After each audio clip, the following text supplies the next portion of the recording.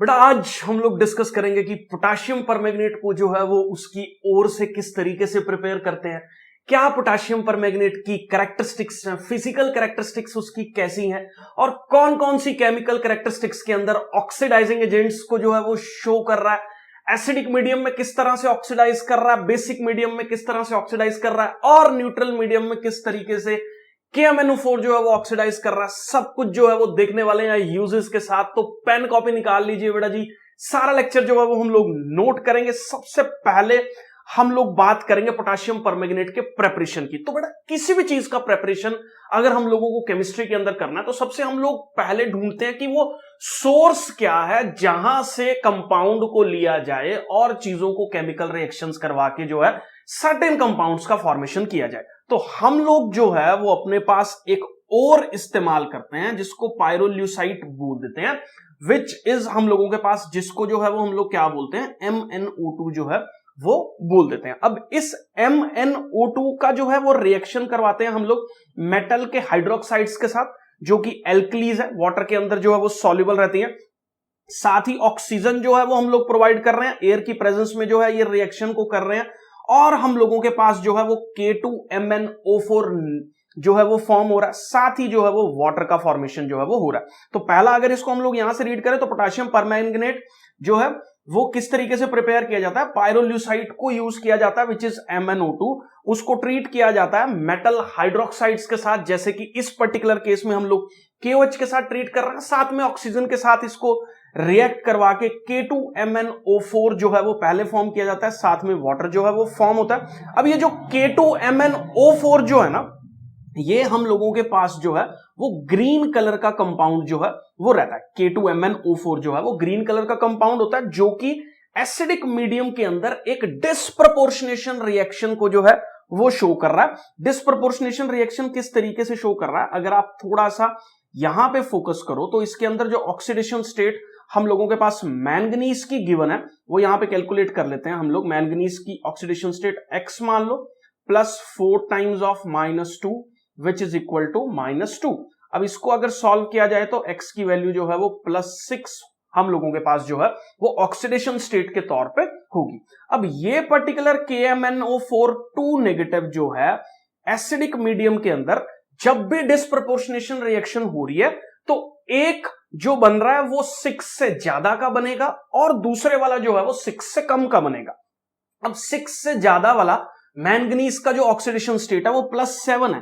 तो इस particular case में जो मैंगनीज शो कर रहा है हम लोगों के पास एक +7 ऑक्सीडेशन स्टेट शो कर रहा है। एक 6 से नीचे वाला बनेगा जिसके अंदर 4 पॉजिटिव वाली ऑक्सीडेशन स्टेट जो है वो काफी ज्यादा स्टेबल रहती है हम लोगों के पास। तो इस तरीके से जो है वो हम लोग MnO4 2 नेगेटिव का एसिडिक ट्रीटमेंट करके MnO4 जो है वो पर मैंगनेट के अंदर जो है वो चेंज कर देते हैं। इसको हम लोग क्या बोल देते हैं, this is a manganate ion. और ये MnO4 नेगेटिव जिसके ऊपर सिंगल नेगेटिव चार्ज है, इट इज अ पर मैंगनेट आयन जो है वो हम लोग बोल देते हैं। अब इसके अंदर कलर्स आपको जो है वो काफी ज्यादा नोटिस करने हैं। ये जो कंपाउंड पहले वाला हम लोगों के पास है ये एक ग्रीन कलर का कंपाउंड है, ये हम लोगों के पास एक ग्रीन कलर का कंपाउंड जो है वो फॉर्म हो रहा है। और ये पर्टिकुलर कंपाउंड जो है वो एक डार्क पिंक या इसको पर्पल भी जो है वो हम लोग कुछ बुक्स में तुम लोग देखोगे कि ये लिखा रहता है। तो इस तरीके से डिस्प्रपोर्शनेशन रिएक्शन होके हम लोगों के पास जो है वो KMnO4 का फॉर्मेशन हो रहा है। आई होप बेटा जी ये क्लियर है।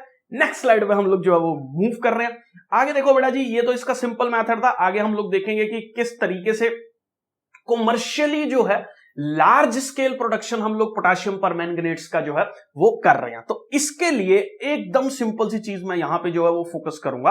आप यहां पे इसको देखो, हम लोगों ने देखो और तो सेम ही रहेगा, जो हमारा मेन सोर्स है वो तो भाई वही है जहां से उसको हम लोग निकाल रहे हैं। ट्रीटमेंट्स में थोड़ा डिफरेंस आ रहा है क्योंकि यहां पे जो है वो हम लोग एक लार्ज स्केल प्रोडक्शन जो है वो कर रहे हैं। तो इसके अंदर देखो बेटा जी हम लोग क्या करते हैं, MnO2 को सबसे पहले फ्यूज किया जाता है KOH के साथ और साथ ही ऑक्सीडाइज किया जाता है, या तो एयर की प्रेजेंस में सीधा ऑक्सीडाइज कर लो, या उसके लिए एक ऑक्सीडाइजिंग एजेंट जो कि यहां पे पोटेशियम नाइट्रेट जो है वो हम लोग इस्तेमाल कर सकते हैं।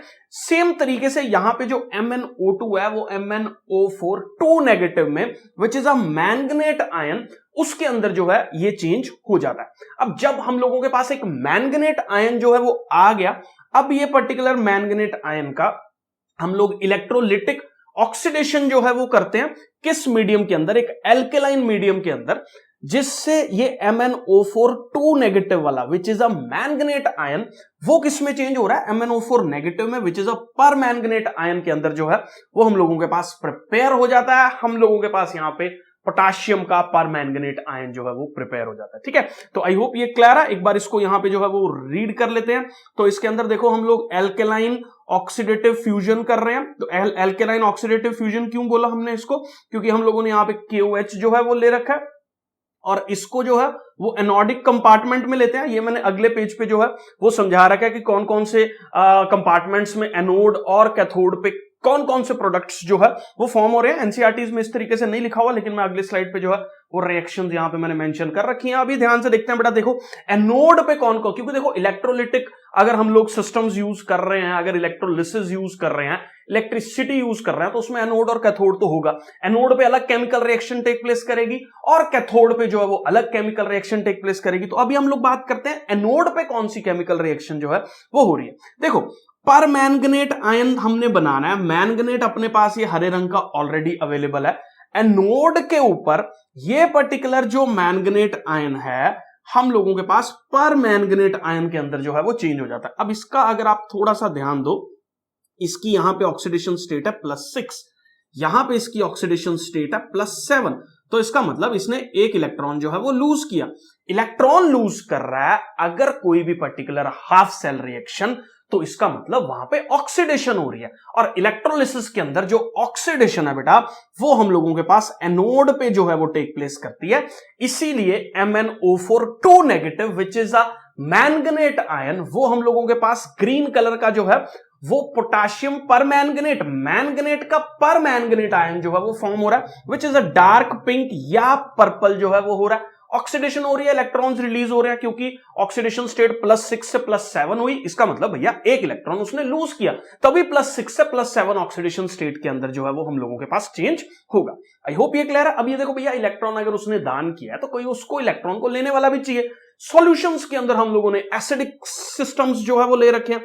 अब ये पर्टिकुलर H पॉजिटिव जो इलेक्ट्रॉन पर मैंगनेट के फॉर्मेशन में रिलीज हो रहा है, वो जो है वो हम लोगों के पास यहां पे हाइड्रोजन फॉर्म करता है, और ये दोनों हाइड्रोजन एक दूसरे के साथ कंबाइन करके हाइड्रोजन गैस को एक मॉलिक्यूल्स का फॉर्मेशन जो है वो कर देते हैं। तो इस तरीके से हम लोगों के पास कॉमर्शियली जो है वो पोटेशियम परमैंगनेट्स को जो है वो प्रिपेयर कर सकते हैं। आई होप बेटा जी ये क्लियर है, नोट कर लीजिए। नेक्स्ट स्लाइड पे बेटा हम लोग मूव कर रहे हैं, तो आगे हम लोग देखेंगे बेटा लैब्स के अंदर जो है वो हम लोगों को एक पर्टिकुलर कंपाउंड का इस्तेमाल करना पड़ेगा, विच इज पर ऑक्सो डाइसल्फेट। अब पर ऑक्सो डाइसल्फेट का फॉर्मूला हम लोगों के पास है S2O8 2 नेगेटिव।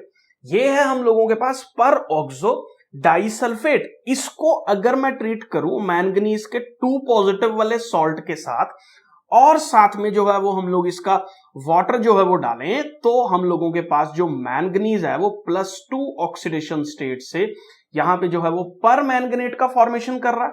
साथ ही हम लोगों के पास जो पर ऑक्सो डाइसल्फेट है वो सल्फेट के अंदर जो है वो हम लोगों के पास चेंज हो रहा है, और साथ में जो है वो हाइड्रोजन पॉजिटिव एसिड्स जो है क्योंकि बन रहे हैं तो H पॉजिटिव सॉल्यूशंस में रहेंगे, तो वो जो है वो हम लोगों के पास रिलीज हो रहे हैं। मेन आपको ये चीज अंडरस्टैंड करनी है कि ये जो है हेल्प कर रहा है Mn2 पॉजिटिव ऑक्सीडेशन स्टेट से Mn7 पॉजिटिव ऑक्सीडेशन स्टेट तक रीच करने में, इसके इलेक्ट्रॉन्स को छीनने में जो है वो मदद कर रहा है। ठीक है, छीन रहा है इसके इलेक्ट्रॉन्स को, और पर ऑक्सो डाइसल्फेट सल्फेट के मॉलिक्यूल में चेंज हो रहा है, और Mn2 पॉजिटिव जो है वो 5 इलेक्ट्रॉन्स लूज करके Mn7 पॉजिटिव वाली ऑक्सीडेशन स्टेट में, जिसको हम लोग परमैंगनेट जो है वो बोल देते हैं, उसके अंदर जो है वो चेंज हो जाता है। तो इस तरीके से लैब्स के अंदर जो है वो हम लोग इस पर्टिकुलर मेथड को जो है वो इस्तेमाल कर सकते हैं। आई होप बेटा जी ये क्लियर है। नेक्स्ट स्लाइड में हम लोग जो है वो बेटा जी मूव कर रहे हैं। अब हम लोग देखेंगे थोड़ी सी कैरेक्टरिस्टिक्स क्या है, रंग रूप जो है वो हम लोगों के पास पोटेशियम परमैंगनेट का कैसा है। तो देखो, अगर पोटेशियम परमैंगनेट को सॉल्यूशंस के अंदर या पानी के अंदर जो है वो डाला जाए तो इस तरह से जो है वो एक पिंकिश टोन के अंदर जो है वो चीजों को मिक्सिंग जो है वो होगी, और एक ज्यादा अमाउंट में घोल दिया जाए तो इस तरह से एक पिंक सॉल्यूशन का फॉर्मेशन जो है वो होगा।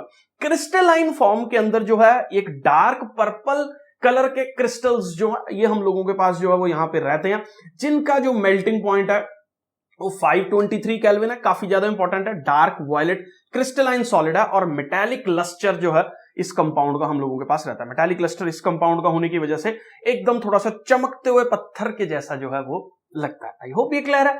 नेक्स्ट स्लाइड में बेटा जी बाकी प्रॉपर्टीज की बात करते हैं। सॉल्युबिलिटीज, ये काफी हद तक सॉल्युबल है पानी के अंदर। 100 ग्राम पानी के अंदर जो है वो 6.4 ग्राम KMnO4 जो है वो हम लोग डिसॉल्व कर सकते हैं। और ये पर्पल कलर के सॉल्यूशंस अभी मैंने पीछे आपको बना के बताया है यहाँ पे कि ये इस तरह से पर्पल सॉल्यूशंस को जो है वो फॉर्म कर रहा है। ठीक है, अब ये बड़ा इंपॉर्टेंट क्वेश्चन बनता है कि एक्शन ऑफ हीट हम लोगों के पास जो है वो KMnO4 पे कैसे हो रहा है। तो देखो, KMnO4 is a permanganate ion, potassium का परमैंगनेट आयन। 513 केल्विन पे अगर इसको हीट किया जाए तो ये हम लोगों के पास मैंगनेट आयन के अंदर जो है वो चेंज हो रहा है। तो बहुत ज्यादा इंपॉर्टेंट यहां पे केमिकल रिएक्शन जो है वो टेक प्लेस कर रही है। तो यहां पे देख लो एक बार, MnO4 नेगेटिव जो है it is getting converted into MnO4 2 negative, और साथ ही हम लोगों के पास एक और कंपाउंड मैंगनीज का फॉर्म हो रहा है विच इज MnO2। और यहां पे अगर ऑक्सीडेशन स्टेट की बात की जाए तो +7 ऑक्सीडेशन स्टेट है।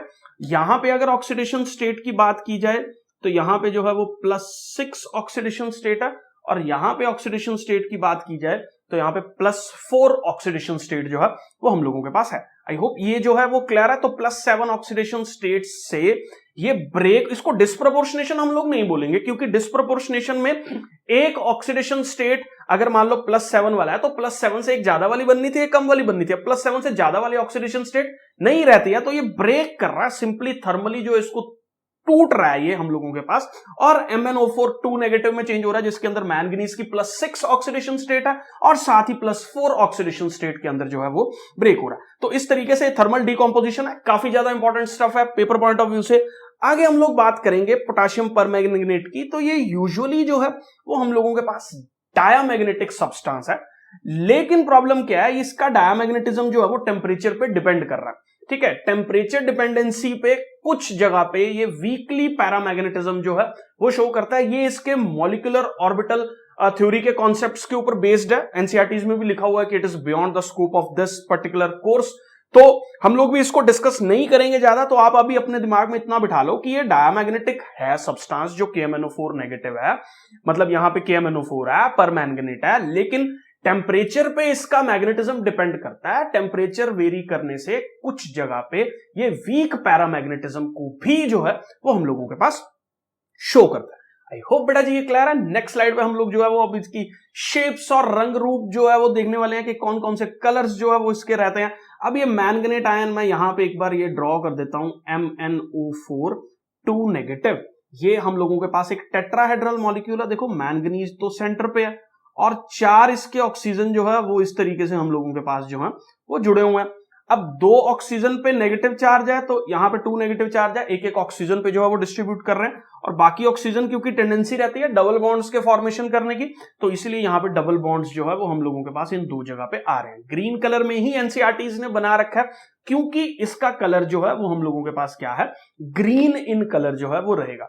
पाई बॉन्डिंग जो है वो हो रही है, p ऑर्बिटल्स मैंगनीज के और ऑक्सीजन के जो है वो ओवरलैप कर रहे हैं मैंगनीज का d ऑर्बिटल के साथ, जिसकी वजह से डबल बॉन्डिंग यहां पे जो है वो हो रही है। ग्रीन जो मैंगनेट आयन है ये पैरामैग्नेटिक है, क्योंकि इसके अंदर एक अनपेयर्ड इलेक्ट्रॉन जो है वो मैंगनीज के अंदर प्रेजेंट है, इसीलिए ये पर्टिकुलर जो है वो हम लोगों के पास एक पैरामैग्नेटिज्म जो है वो शो करता है। तो ये कौन से वाला आयन था, मैंगनेट वाला आयन जो था हम लोगों के पास। नेक्स्ट आगे हम लोग डिस्कस करेंगे परमैंगनेट वाला जो आयन है। अब पर मैंगनेट आयन जो है वो हम लोगों के पास क्या फॉर्मूला रखता है, इट इज KMnO4, और ये कैसे बना, यहां से K हटाओ and it is a negative charge. तो यहां पे भी अगर इसका स्ट्रक्चर देखा जाए बेटा जी ध्यान से, तो इस पे एक नेगेटिव चार्ज है ये टेट्राहेड्रली ही ऑक्सीजन एटम्स के साथ अटैच, लेकिन एक पे तो नेगेटिव चार्ज है, बाकी सारे जो है वो हम लोगों के पास डबल बॉन्डेड है।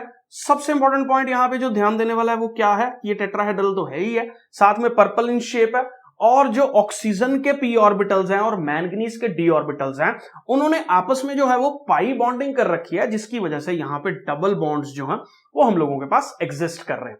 अब अगर टेम्परेचर डिपेंडेंसी को थोड़ा सा साइड पर रख के हम लोग नॉर्मली अगर चीजों को देखें तो ये डायमैग्नेटिक है, क्योंकि इसके अंदर कोई भी अनपेयर्ड इलेक्ट्रॉन जो है वो नहीं प्रेजेंट है, तो ये एक डायमैग्नेटिज्म को जो है वो शो करता है। आई होप बेटा जी ये क्लियर है। नेक्स्ट स्लाइड पे हम लोग बात करेंगे, काफी ज्यादा इंपॉर्टेंट कॉन्सेप्ट्स हैं ये वाले, जो भी आगे हम लोग जो है वो पढ़ने वाले हैं, एनसीईआरटी में भी काफी इसको इलैबोरेट करके लिखा हुआ है, हम लोग इसको और अच्छे से जो है वो समझने की कोशिश करेंगे।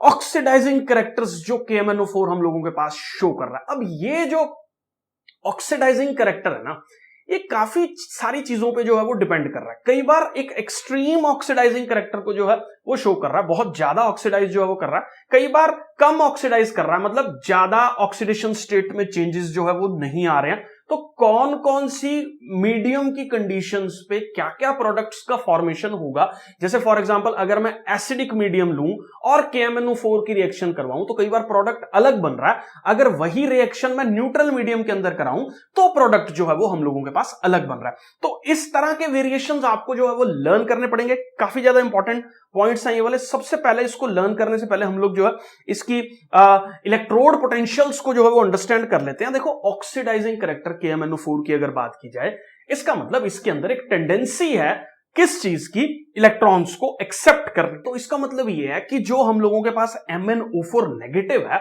उसकी टेंडेंसी है किस चीज की, इलेक्ट्रॉन्स को एक्सेप्ट करने की टेंडेंसी है, इसीलिए हम लोग बोलते हैं कि वो ऑक्सीडाइजिंग एजेंट के तौर पे जो KMnO4 है वो हम लोगों के पास काम कर रहा है। अब यहां पे मैंने 3 रिएक्शंस लिख रखी हैं अलग अलग मीडियम की कंडीशंस में, जिसमें अलग अलग प्रोडक्ट्स का फॉर्मेशन जो है वो हो रहा है। जैसे पहला अगर मैं बात करूं, मैंगनीज अगर एक इलेक्ट्रॉन गेन कर रहा है तो यहां पे MnO4 2 नेगेटिव फॉर्म हो रहा है, और इसका जो इलेक्ट्रोड पोटेंशियल है वो हम लोगों के पास 0.56 वोल्ट है, जो कि कंपैरेटिवली काफी कम है।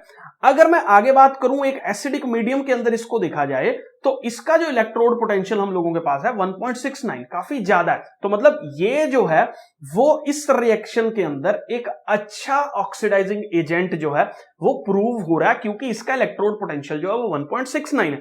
ऐसे ही अगर इस केस में बात की जाए तो यहां पे भी इलेक्ट्रोड पोटेंशियल जो है वो थोड़ा सा कम है, क्योंकि इस पर्टिकुलर जगह पे जो है वो रिएक्शन कंडीशंस थोड़ी चेंज हो जाती हैं, ठीक है, जिसकी वजह से जो है वो इलेक्ट्रोड पोटेंशियल अलग हो जाता है। अब इसको मैंने यहां पे समझा रखा है, इसको आप ध्यान से देखना थोड़ा सा, यहां से जो है इसको पढ़ो कि पर मैंगनेट आयन की अगर कॉन्सेंट्रेशन 1 है, 1 मोलैरिटी है, तो इसको जो है वो वाटर को भी ऑक्सीडाइज कर देना चाहिए प्रैक्टिकली। लेकिन हो क्या रहा है कि रिएक्शन जो है वो बहुत ज्यादा स्लो हो रही है, और ये टेम्परेचर पे जो है वो डिपेंड कर रही है, तो टेम्परेचर को रेज करना पड़ेगा इन पर्टिकुलर प्रोडक्ट्स को, जो है अगर हमें वाटर का जो है वो ऑक्सीडेशन करना है तो अपने को जो है पहले तो टेम्परेचर रेज करना पड़ेगा, दूसरा अपने को किस चीज का ध्यान देना पड़ेगा कि उस सॉल्यूशन के अंदर क्या प्रेजेंट हो, मैंगनीज के ऑलरेडी जो है वो कुछ आयंस प्रेजेंट हो, और दूसरा जो है टेम्परेचर काफी ज्यादा हो, तब तो ये वाटर को जो है वो हम लोगों के पास पोटेशियम परमैंगनेट ऑक्सीडाइज कर देगा, नहीं तो पोटेशियम परमैंगनेट वाटर को जो है वो ऑक्सीडाइज नहीं करेगा। तो परमैंगनेट की कॉन्सेंट्रेशन अगर 1 है तो उसको यहां पे वाटर को ऑक्सीडाइज करना चाहिए था, लेकिन रिएक्शन एक्सट्रीमली स्लो होने की वजह से हम लोगों के पास या तो Mn2 पॉजिटिव यूज किया जाए, या हम लोगों के पास जो है वो टेम्परेचर को बढ़ाया जाए, तो वाटर का भी ऑक्सीडेशन जो है वो KMnO4 करता है। अदरवाइज वाटर का ऑक्सीडेशन जो है वो बहुत ज्यादा स्लो रहता है, तो वो एक नेग्लिजिबली हम लोग उसको इग्नोर करके जो है वो चलते हैं। आई होप बेटा जी ये क्लियर है। तो हम लोग अभी एसिडिक मीडियम वाला कॉन्सेप्ट जो है वो यहां पे समझने वाले हैं, ठीक है। तो ये कुछ अलग कंडीशंस हैं, ये कुछ अलग कंडीशंस हैं, यहां पे कंडीशंस के वेरी करने से इलेक्ट्रोड पोटेंशियल वेरी कर रहा है, इलेक्ट्रोड पोटेंशियल के वेरी करने से उसकी ऑक्सीडाइजिंग नेचर वेरी कर रही है, न्यूट्रल मीडियम में अलग है, बेसिक मीडियम में अलग है, और सिंपली एसिडिक मीडियम में जो है वो अलग है। अब हम लोग देखेंगे कि यार एसिडिक मीडियम के अंदर कौन कौन सी चीजें जो है वो आपको ध्यान देनी है। तो अगर मैं एसिडिक मीडियम के अंदर H2SO4 KMNO4 के अंदर डाल दूं तो हम लोगों के पास देखो एसिडिक मीडियम के अंदर जो चीज आपको अंडरस्टैंड करनी है, यहां पे परमैंगनेट आयन जो है वो एसिडिक मीडियम के अंदर 5 इलेक्ट्रॉन्स गेन करके Mn2 पॉजिटिव के अंदर जो है वो चेंज हो रहा है। ठीक है, तो मेन आपको यहां पे एक चीज जो समझनी है वो क्या कि +7 ऑक्सीडेशन स्टेट से हम लोगों के पास एसिडिक मीडियम के अंदर एक +2 ऑक्सीडेशन स्टेट पे जाके जो है वो रुक रहा है और काफी ज्यादा ऑक्सीडाइज जो है वो कर रहा है, क्योंकि 5-5 इलेक्ट्रॉन्स जो है वो इस पर्टिकुलर केस में ये गेन कर रहा है। अब क्वेश्चन ये आता है कि जब इनको बाकी कंपाउंड्स के साथ रिएक्ट करवाएंगे तो उसमें से भी इलेक्ट्रॉन को छीनने की टेंडेंसी जो है वो एसिडिक मीडियम के अंदर KMNO4 की जो है वो रहती है। अब यहां पे देखो आयोडीन नेगेटिव को अगर मैं पोटेशियम परमैंगनेट और एसिडिक मीडियम लूं तो यहां पे क्या होगा, अपने पास आयोडीन नेगेटिव से इलेक्ट्रॉन छीने जाएंगे और किस में चेंज हो जाएंगे, I2 में चेंज हो जाएंगे। तो इन शॉर्ट में यहां पे इसको लिखता रहता हूं। तो पहली रिएक्शन के अंदर क्या हो रहा है, I नेगेटिव जो है वो हम लोगों के पास आयोडीन में चेंज हो रहा है। अब ऐसे देखो दूसरी रिएक्शन के अंदर Fe2 पॉजिटिव जो है इसमें से भी इलेक्ट्रॉन छीन लिया और इसकी अगली ऑक्सीडेशन स्टेट Fe3 पॉजिटिव है, तो 2 पॉजिटिव से जो है वो 3 पॉजिटिव के अंदर चेंज हो रहा है। और ऑक्सिलेट आयन के अंदर, ऑक्सिलेट आयन हम लोगों के पास कुछ इस तरीके का जो है वो रहता है और यहां पे जो है इलेक्ट्रॉन छीन के जो है ये किसमें चेंज हो जाते हैं, 2 मॉलिक्यूल्स अलग से कार्बन डाइऑक्साइड के जो है वो फॉर्म यहां पे हो रहे हैं। ठीक है, अब हम लोग इसको अंडरस्टैंड कर लेते हैं। तो I नेगेटिव में जब परमैंगनेट आयन जो है वो डाला एसिडिक मीडियम में, एक चीज जो आपको यहां पे सब रिएक्शंस के अंदर कॉमन मिलेगी वो है ये और ये, मतलब क्या, Mn2 positive Mn2 positive Mn2 positive. Acidic medium वाली रिएक्शन है तो भैया ये तो बनना ही है, क्योंकि ये बन ही रहा है। ऊपर ही मैंने बता दिया कि एसिडिक मीडियम के अंदर Mn2 पॉजिटिव में जो है वो चेंज हो रहा है 5 इलेक्ट्रॉन्स गेन करके। साथ ही अपने पास जो है वो एक और कंपाउंड का फॉर्मेशन हो रहा है, ब्लू है, पानी, पानी का फॉर्मेशन जो है वो हम लोगों के पास यहाँ पे हो रहा है। बाकी तो बहुत सिंपल है, I नेगेटिव जो है वो I2 में चेंज होगा, Fe2 पॉजिटिव के अंदर से भी इलेक्ट्रॉन्स छीन लिए जाएंगे और वो Fe3 पॉजिटिव के अंदर चेंज होगा। उसके बाद ऑक्सिलेट आयन के अंदर से भी जो है वो इलेक्ट्रॉन छीन लिए जाएंगे और वो हम लोगों के पास कार्बन डाइऑक्साइड के अंदर जो है वो चेंज होगा। आई होप ये क्लियर है। और भी रिएक्शंस हैं इसकी कुछ अंडरस्टैंड करने वाली, ध्यान से जो है वो यहां पे देख लेना। बहुत ही सिंपल है, यहां पे देखो S2 नेगेटिव है, ये सल्फर में चेंज हो रहा है। उसके बाद सल्फेट है, ये हम लोगों के पास जो है यहां पे ये थोड़ा सा जो है वो गलत लिख दिया, यहां पे ये सल्फ्यूरस एसिड है SO3, ये देखो ये हम लोगों के पास होगा SO3 2 नेगेटिव, जो कि हम लोगों के पास किस में चेंज हो रहा होगा, SO4 2 नेगेटिव के अंदर जो है वो चेंज हो रहा होगा। ऐसी नाइट्राइट है विच इज NO2 नेगेटिव, ये हम लोगों के पास किस में चेंज हो रहा है, it is getting converted into nitrate. फिर देखो रिएक्शन रट्टा कैसे मारना है, यहां पे भी जो चीज आपको देखने को मिल रही है हर रिएक्शन के अंदर सेम वही बात है, Mn2 पॉजिटिव जो है वो प्रेजेंट है और हम लोगों के पास अगर ध्यान दिया जाए तो वाटर, वाटर और वाटर तो है ही है। तो हर जगह पे यही सब चीजें फॉर्म हो रही हैं, बस आपको मेन प्रोडक्ट याद रखना है कि जो सल्फाइड आयन है, मतलब हम लोगों के पास जो S2 नेगेटिव है, इसमें से भी इलेक्ट्रॉन खींचेगा, सल्फर में चेंज होगा। सल्फ्यूरस एसिड के अंदर से जो है सल्फाइड के अंदर से अगर वो खींचेगा तो सल्फेट में चेंज होगा, नाइट्राइट के अंदर से खींचेगा तो नाइट्रेट के अंदर जो है वो हम लोगों के पास चेंज हो रहा है। इसी तरीके से Fe2 पॉजिटिव से Fe3 positive pay, I negative से I2 पे, तो इस तरीके से ये सारी की सारी केमिकल रिएक्शंस जो है वो टेक प्लेस कर रही हैं एसिडिक मीडियम के अंदर। बस एक चीज अपने दिमाग में बिठा लो, एसिडिक मीडियम के अंदर जो KMNO4 है, MnO4 नेगेटिव है, वो कौन सी ऑक्सीडेशन स्टेट के अंदर जो है वो चेंज हो रहा है, Mn2 पॉजिटिव ऑक्सीडेशन स्टेट के अंदर जो है वो चेंज हो रहा है। आई होप ये क्लियर है। अब इसमें एक बहुत ज्यादा इंपॉर्टेंट पॉइंट जो यहां पे नोटिस करने वाला है वो क्या, कि हम लोग जो है जब भी केमिकल रिएक्शन जो है वो करवाते हैं, टाइट्रेशन जो है वो करवाते हैं, तो हाइड्रोक्लोरिक एसिड को इस्तेमाल जो है वो नहीं करते। क्यों? क्योंकि KMNO4 देखो, हाइड्रोक्लोरिक एसिड भैया सिंपल सी बात है समझने वाली, किसके अंदर क्लोरीन नेगेटिव होगा। जैसे ही क्लोरीन नेगेटिव अपने पास जो है वो MnO4 नेगेटिव से जो है वो रिएक्शन करेगी तो ये कौन सी गैस में चेंज हो जाएगी, क्लोरीन गैस में चेंज हो जाएगी।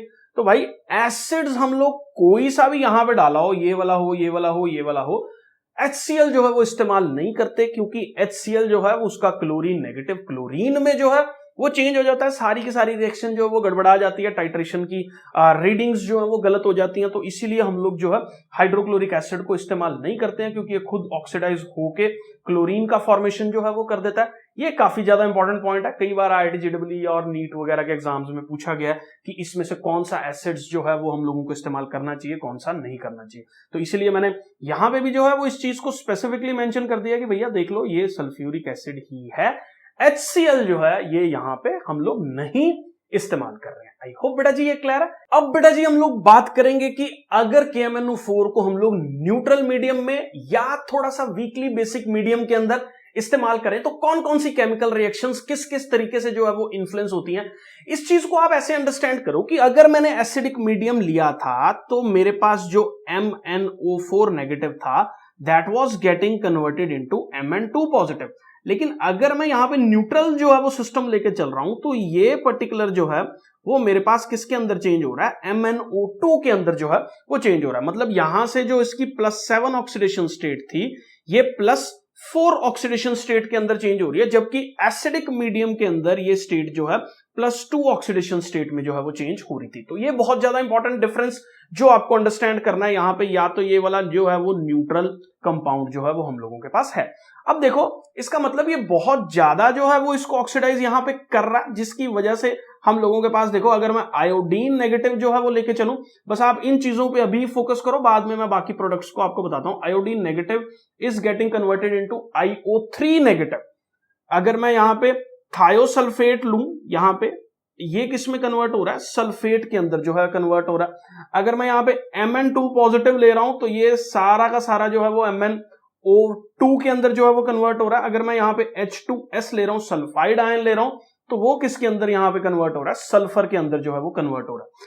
सबसे पहले इन सारी रिएक्शंस को रट्टा मारने के लिए मैं एक चीज आपको बता देता हूं, हर पर्टिकुलर रिएक्शन के अंदर जो इस मीडियम में हो रही है ये देख लो, हर जगह पे जो है वो हम लोगों के पास ये MnO2 MnO2 MnO2 MnO2 हर जगह पे जो है वो बन रहा है, पहली चीज। दूसरी चीज अगर आप थोड़ा सा और फोकस करो तो ज्यादातर केमिकल रिएक्शंस के अंदर यहां पे जो है, क्योंकि बेसिक थोड़ा सा मीडियम हम लोग लेके चलते हैं, तो OH नेगेटिव भी जो है वो हम लोगों के पास क्या है, प्रेजेंट है। बाकी जो है वो कंपाउंड का फॉर्मेशन है।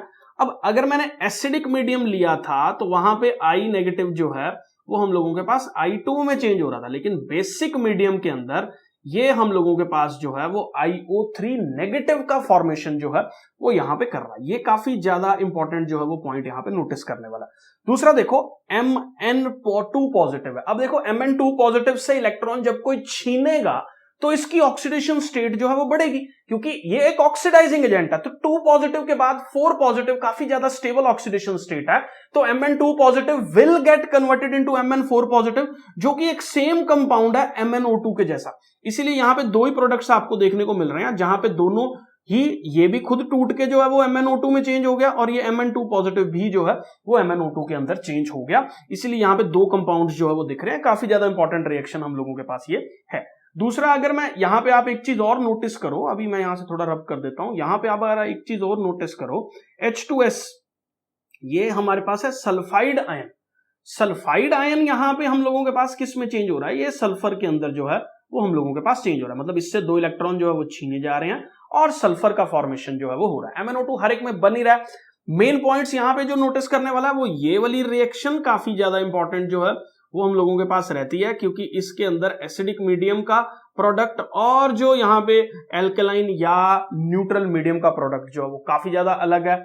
एक जगह पे यहां पे जो है वो IO3 नेगेटिव का फॉर्मेशन हो रहा है, जबकि दूसरी जगह पे जो है वो आयोडीन का फॉर्मेशन हो रहा है। मतलब पीएच के वेरी करने से किस तरीके से KMnO4 की ही प्रोडक्टिविटीज जो है वो चेंज हो रही है, रिएक्टिविटीज बदल रही हैं। तो ये काफी ज्यादा एक इंपॉर्टेंट पॉइंट और केमिकल रिएक्शन है जो आपको इसमें अंडरस्टैंड करनी है। आई होप ये क्लियर है। नेक्स्ट स्लाइड पे बहुत ही कम रह गया, अब इसमें हम लोग देखने वाले हैं कि KMnO4 जो है उसका क्या काम है। ऑक्सीडाइजिंग एजेंट का काम जो है वो कर रहा है। इंडस्ट्रियल एप्लीकेशंस है, बहुत सारे प्रोडक्ट्स ऑर्गेनिक केमिस्ट्री के अंदर जो है वो हम लोग पोटेशियम परमैंगनेट को as an oxidizing agent use करके जो है वो फॉर्म कर रहे हैं। अगला, ये एक बेयर्स रिएजेंट एल्केलाइन KMnO4 जो है हम लोगों के पास बेयर्स रिएजेंट का काम जो है वो कर रहा है। आपने इसकी बहुत सारी केमिकल रिएक्शंस जो है वो देखी होंगी हम लोगों के पास। इसको अगर हम लोग यूज करते हैं तो ये पूरी की पूरी चेन ऑक्सीडाइज होकर COOH में बदल जाती है। बहुत जगह पे एल्केलाइन KMnO4 बेयर्स रिएजेंट बोलते हैं जिसको, ऑक्सीडाइजिंग एजेंट के तौर पे जो है वो केमिस्ट्री के अंदर इस्तेमाल कर रहे हैं। बाकी एनसीईआरटीज के अंदर कुछ और यूजेस भी गिवन है। ब्लीच करना वूल को, क्योंकि ये ऑक्सीजन प्रोवाइड करता है, नेसेंट ऑक्सीजन, जो कि बहुत सारी केमिकल डाइज के साथ रिएक्ट करके उनके कलर्स को जो है वो उड़ा देती है। ठीक है, कॉटन सिल्क इंडस्ट्रीज के अंदर या फाइबर इंडस्ट्रीज के अंदर ये डीकलरेशन का काम जो है वो कर रहा है, क्योंकि ये एक बहुत ज्यादा स्ट्रॉन्ग ऑक्सीडाइजिंग एजेंट जो है वो हम लोगों के पास होता है। आई होप बेटा जी ये क्लियर है।